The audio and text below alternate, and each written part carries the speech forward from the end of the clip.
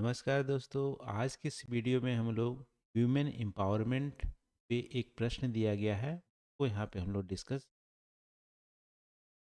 यहाँ पे प्रश्न में बोल रहा है कि जो सिविल सोसाइटी ग्रुप्स हैं, ठीक है, सिविल सोसाइटी ग्रुप्स है, इनका क्या कंट्रीब्यूशन है महिलाओं को स्टेट लेजिस्लेचर में पार्टिसिपेशन और रिप्रेजेंटेशन दिलाने में। ठीक है, सिंपल यहाँ पे क्या प्रश्न दे रहा है कि सिविल सोसाइटी ग्रुप्स का कंट्रीब्यूशन आपको बताना है, जिसमें कि महिलाओं को रिप्रेजेंटेशन और जो पार्टिसिपेशन है स्टेट लेजिस्लेचर में बढ़ाए जा रहे हैं। देखो, सबसे पहले इसको कैसे अप्रोच करेंगे, इंट्रोडक्शन पार्ट में आप बताओगे कि जो महिलाओं का रिप्रेजेंटेशन है खासकर डिसीजन मेकिंग में, यानी कि पॉलिटिकल सिस्टम में बहुत ही कम है। वैसे तो सब जगह है, लेकिन बहुत ही कम है। और चलो ठीक है, एक बार देख लेते हैं यहाँ पे। देखो, ऐसे आप इंट्रोडक्शन में दे सकते हैं कि जो महिलाएं हैं वो कुल जनसंख्या का 50%, एक तरह से पॉपुलेशन 50% उनका है।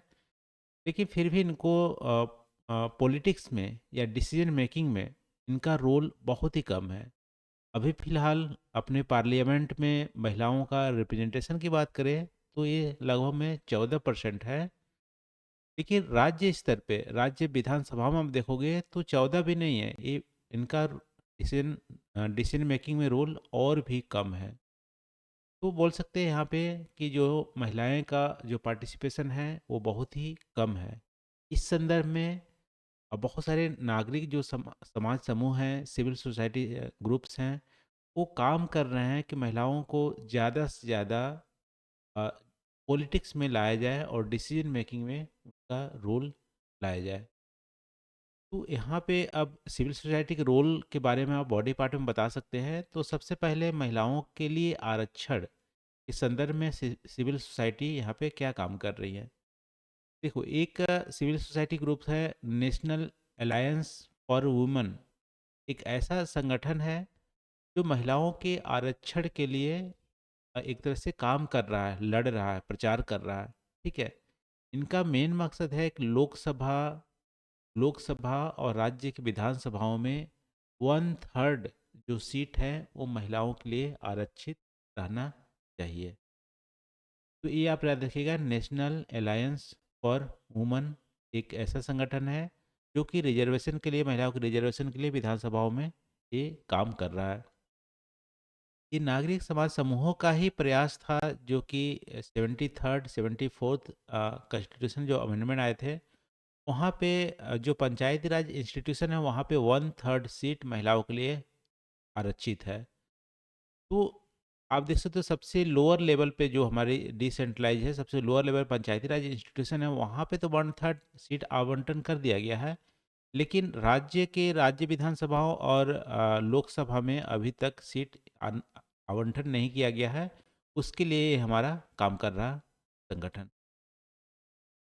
फिर देखो, कैपेसिटी बिल्डिंग और ट्रेनिंग की बात करते हैं कि महिलाओं के जो कैपेसिटी बिल्डिंग और ट्रेनिंग किए जा रहे हैं, तो इसमें एक और सिविल सोसाइटी जो है वो काम कर रही है। उनका नाम है महिला राजनीतिकरण सशक्तिकरण पहल। ठीक है, WPEI। ये सिविल सोसाइटी है, ये जो हमारी मार्जिनलाइज्ड कम्युनिटी है उसकी कैपेसिटी को बढ़ा रही है, उसको ट्रेनिंग प्रोवाइड कर रही है कि आपको कैसे बोलना है, कैसे अपने बातों को रखना है। ठीक है, इन चीज़ों पर उनको ट्रेनिंग प्रोवाइड कर रही है। तो यहाँ पे स्किल्ड बढ़ाने, सार्वजनिक सभा में बोलने जैसे जो कार्य हैं वो महिलाओं को यहाँ पे सिखाए जा रहे हैं इन सिविल सोसाइटी द्वारा। तो हमारा सिविल सोसाइटी क्या काम कर रही है, कैपेसिटी बिल्डिंग और ट्रेनिंग का भी काम कर रही है। फिर आप देखोगे एजुकेशनल जो हमारी इनिशिएटिव है वो भी हमारी सिविल सोसाइटी ले रही है। एक स्त्री शक्ति नाम की एक पहल चलाई जा रही है सिविल सोसाइटी द्वारा, जिसके तहत जो हमारी राजनीतिक साक्षरता है, ठीक है, पॉलिटिकल लिटरेसी है, वो हमारी महिलाओं में बढ़ाए जा रहे हैं।